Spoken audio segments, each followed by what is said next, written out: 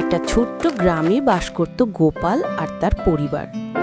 গোপালের একটা ছেলে ছিল, সে স্কুল পড়ত, আর গোপাল ব্যবসা করে সংসার চালাতো।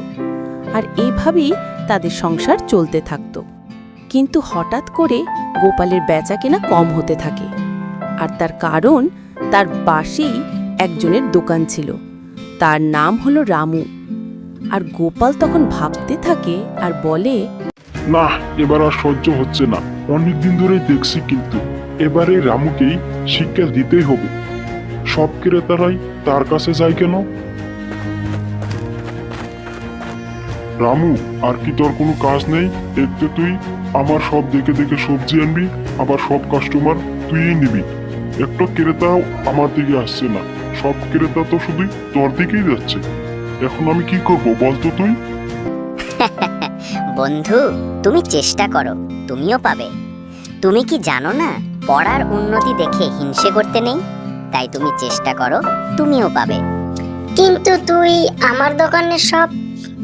আরে বন্ধু না, ওই যে বললাম না, তুমি চেষ্টা করো, তুমিও পাবে।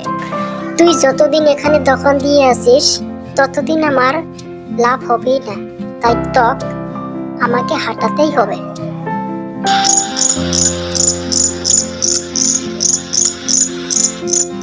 কি গো, কি হয়েছে? তোমাকে এত চিন্তিত দেখাচ্ছে কেন? আর বলো না গিন্নি, ওই রামু বেটার জন্য আমার এক পয়সারও বেচা কিনে হয় না। তাই ভাবছি ওই রামু বেটাকে সেখান থেকে আমি কিভাবে সরাবো। ও আচ্ছা, এই ব্যাপার। হ্যাঁ গিন্নি,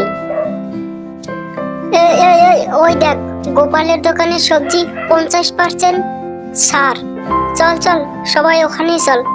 হে হে, চলো আমরা গোপালের থেকে সবজি নেব, কারণ গোপাল 50% ছাড় দিয়েছে।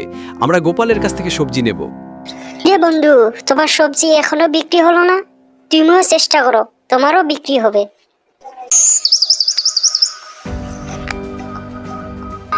দাদা, আপনি সবজি 50% ছাড় দিয়ে কটা সবজি বিক্রি করছেন? এটা কিন্তু আপনার করা ঠিক হয়নি। হ্যাঁ হ্যাঁ, একদমই ঠিক হয়নি। চলো আমরা ওই দোকানে যাব। এবার সব কাস্টমার রামুর দিকে যেতে থাকে, আর রামুর কাছ থেকে সব সবজি কেনে। আর তার পিছনে গোপালের সবজি কেউ নিতে চায় না, কারণ ওই যে একবার পচা সবজি দিয়ে মানুষকে ঠকাইছে। আর এভাবে তাদের ব্যবসা চলতে থাকে, আর গোপালের ব্যবসায় উন্নত হতে থাকে নাই। তো বন্ধুরা, এর থেকে আমি কি শিখলাম? কাউকে কখনো ঠকাতে নাই। কাউকে ঠকাতে চাইলে নিজেকেই শেষ পর্যায়ে ঠকতে হয়।